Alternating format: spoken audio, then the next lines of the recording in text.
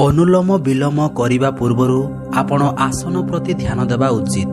ପ୍ରଥମେ ସୁଖାସନ ବା ସିଦ୍ଧାସନ ବା ପଦ୍ମାସନରେ ବସିପାରିବେ। ଦ୍ୱିତୀୟତଃ ମୁଦ୍ରା ପ୍ରତି ମୁଦ୍ରା ଆପଣ ବାୟୁ ମୁଦ୍ରାରେ କରିପାରିବେ। ପ୍ରଥମେ ଡାହାଣ ହାତର ବୃଦ୍ଧା ଗୋଷ୍ଠୀ ଦ୍ୱାରା ନାକର ଡାହାଣ ପୁଡ଼ାକୁ ବନ୍ଦ କରନ୍ତୁ। ବାମ ପୁଡ଼ାରେ ଶ୍ୱାସ ଭରନ୍ତୁ। ତାପରେ ଅନାମିକା ମଧ୍ୟମା ଦେଇ ଆଙ୍ଗୁଠି ଦ୍ୱାରା ବାମ ପୁଡ଼ାକୁ ବନ୍ଦ କରନ୍ତୁ ଏବଂ ଡାହାଣ ପୁଡ଼ା ଦେଇ ସମସ୍ତ ବାୟୁକୁ ଛାଡ଼ନ୍ତୁ। ପୁନଶ୍ଚ ସେହି ଡାହାଣ ପୁଡ଼ା ଦ୍ୱାରା ଶ୍ୱାସ ପୂର୍ଣ୍ଣ ରୂପେ ଭରନ୍ତୁ ଏବଂ ଅନ୍ୟପଟେ ଛାଡ଼ି ପୁଣି ଶ୍ୱାସ ଭରନ୍ତୁ। ଏହାକୁ 5ରୁ 5 ମିନିଟ୍ ପର୍ଯ୍ୟନ୍ତ ଲଗାତାର କରିପାରିବେ। ଏହି ପ୍ରାଣାୟାମ ଦ୍ୱାରା ସମସ୍ତ ପ୍ରକାରର ବାତ ରୋଗ, ମୂତ୍ର ରୋଗ, ଧାତୁ ରୋଗ, ପିତ୍ତ ରୋଗ, ଧାତୁ କ୍ଷୟ, ଥଣ୍ଡା, ସର୍ଦ୍ଦି, ଶ୍ୱାସ ଓ କଫ ରୋଗର ସମାଧାନ ହୋଇଥାଏ।